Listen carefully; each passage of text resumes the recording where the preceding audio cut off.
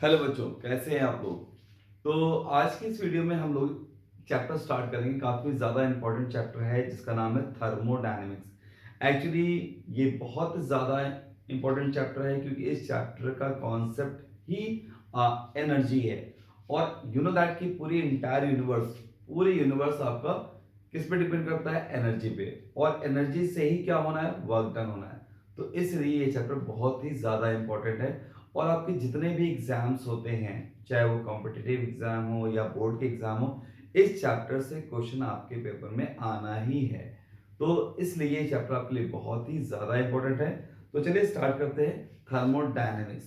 तो सबसे पहले हम इसकी चैप्टर की हेडिंग पे गौर करते हैं, चैप्टर के नाम पे हेडिंग गौर करते हैं कि आखिर इस चैप्टर को थर्मोडायनेमिक्स क्यों कहा जाता है।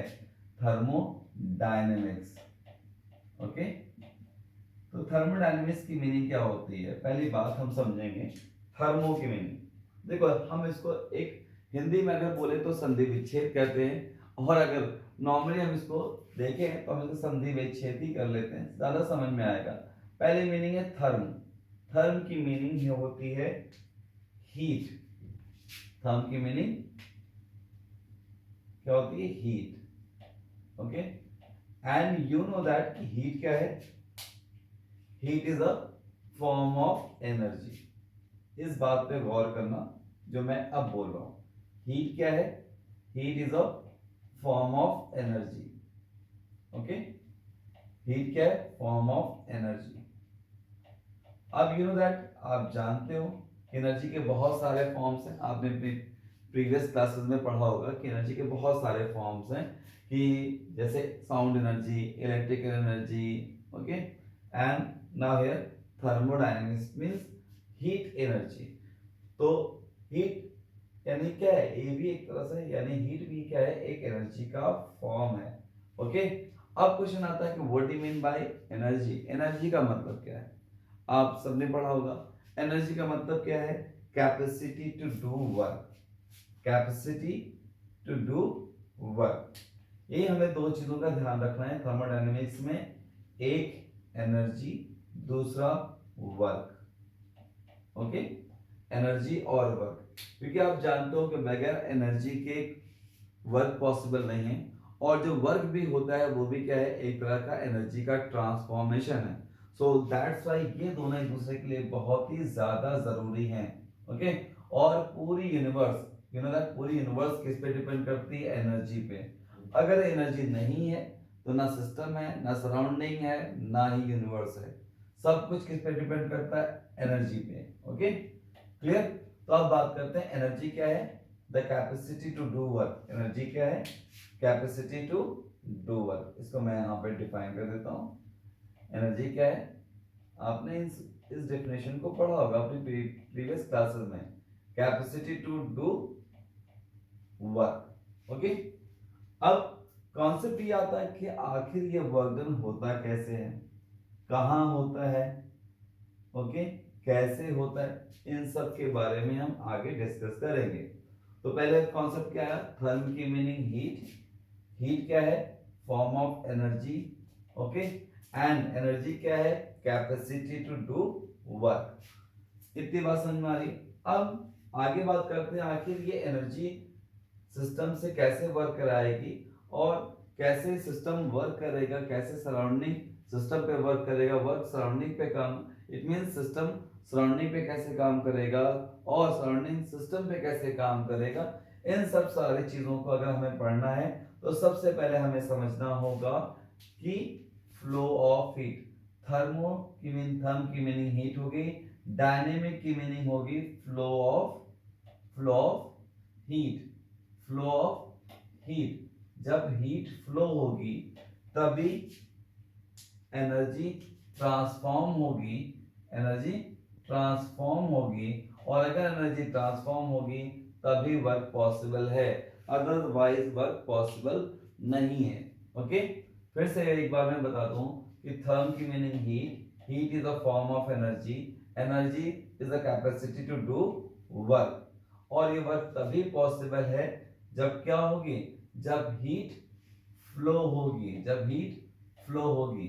ओके, क्योंकि डायनेमिक की मीनिंग ही होती है क्या, फ्लो होना, मोशन में आना। किस चीज का मोशन, हीट का। हीट क्या होगी, फ्लो होगी। और हीट फ्लो कहां से कहां तक होगी, जाहिर सी बात है एक कॉन्सेप्ट आएगा जिसके पास एनर्जी कम होगी, जिसके पास हीट कम होगी, फ्रॉम हायर टू लोअर की तरफ हमेशा फ्लो होता है, यही कॉन्सेप्ट है। ओके, तो एनर्जी कहां फ्लो होगी, from higher to lower. Okay, अब कॉन्सेप्ट आता है कि आखिर हीट फ्लो किसके बीच में होगी, कहां होगी, और कैसे पता चलेगा कि कितनी हीट ट्रांसफर करना है और कितनी हीट ट्रांसफर होगी। इन सब के लिए हीट को मेजर करने के लिए हमारे पास एक छोटी सी यूनिट है, छोटी सी फिजिकल क्वांटिटी है, जिसको हम एक छोटा सा नाम देते हैं टेम्परेचर। क्या देते हैं, टेम्परेचर। ओके, टेम्परेचर क्या होता है आप सब जानते हो, the degree of hotness and coldness is called temperature. क्या होता है टेम्परेचर, किसे बोलेंगे, द डिग्री ऑफ हॉटनेस और कोल्डनेस। इवन इसको सेंसेशन ऑफ हीट भी कह सकते हैं, सेंसेशन ऑफ हीट को भी हम टेम्परेचर कह सकते हैं। अब कॉन्सेप्ट आता है टेम्परेचर, ठीक है, डेफिनेशन तो हमें समझ में आ गई, लेकिन उसे कौन रिप्रेजेंट करेगा, कैसे पता चलेगा कि कितनी हीट फ्लो हो रही है, तो जाहिर सी बात है डिग्री ऑफ हॉटनेस है। और इस टेम्परेचर की यूनिट्स होती हैं, वो यूनिट क्या है, एक्चुअली टेम्परेचर की 3 यूनिट है। कौन कौन सी, के, एफ, सी। आप इसको KFC की तरह लर्न कर सकते हो। ओके, आप जानते हो KFC गर्म गर्म हो, तो जितना ज्यादा गर्म होगा उतना अच्छा लगेगा, उतना अच्छा टेस्टी होगा, उतना ही ज्यादा टेस्टी होगा। तो टेम्परेचर की यूनिट क्या होगी, kelvin.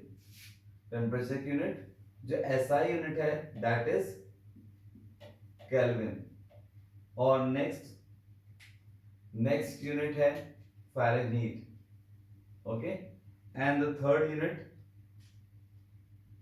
Is called Celsius. Third unit क्या है, सेल्सियस। ओके, बात समझ में आ रही, ओके, एंड नेक्स्ट फ़ारेनहीट।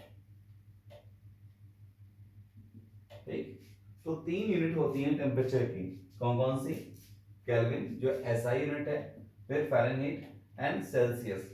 इन्हीं 3 के फॉर्म में हमें क्वेश्चन या न्यूमेरिकल में वैल्यूज मिलती हैं, मोस्ट प्रोबेबली आपको मिलेंगी किसमें, केल्विन या सेल्सियस में। फ़ारेनहीट में बहुत ही कम ऐसे क्वेश्चंस में मिलते हैं। तो इतनी बात आप सबको समझ में आनी चाहिए कि आखिर थर्मोडायनेमिक्स की मीनिंग क्या है। थर्मोडायनेमिक्स की मीनिंग क्या है, हीट का फ्लो होना, और जब हीट फ्लो होगी तो तभी क्या पॉसिबल है, वर्क डन पॉसिबल है। इतनी बात समझ में आती।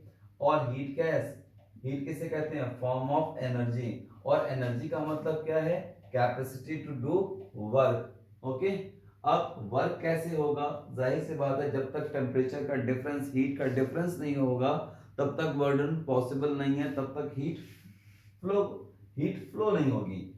तो डायनेमिक की मीनिंग क्या होती है, हीट फ्लो होगी। अब क्वेश्चन ये आता है कि हीट फ्लो कहां से कहां तक होगी, हायर से लोअर की तरफ, हायर से लोअर की तरफ हीट फ्लो होगी। ओके, तो इस हीट के फ्लो का डायरेक्शन कौन बताएगा, टेम्परेचर बताएगा। टेम्परेचर क्या है, the degree of hotness and coldness को ही हम टेम्परेचर कहते हैं। टेम्परेचर की 3 जनरली यूनिट होती हैं, जिनमें से एक SI यूनिट होगी, वो होगी Kelvin. Okay, Kelvin SI unit है, and then Fahrenheit and Celsius, जिनको हम इंटर कन्वर्ट करते हैं न्यूमेरिकल को सॉल्व करते वक्त। Okay, now then after that हम बात करेंगे आखिर ये वर्क कहाँ हो रहा है, एनर्जी किसको सप्लाई हो रही है, इन सब के बारे में बात करें। तो इसके लिए हमें 3 चीजों की जरूरत होती है, सिस्टम, सराउंडिंग एंड यूनिवर्स।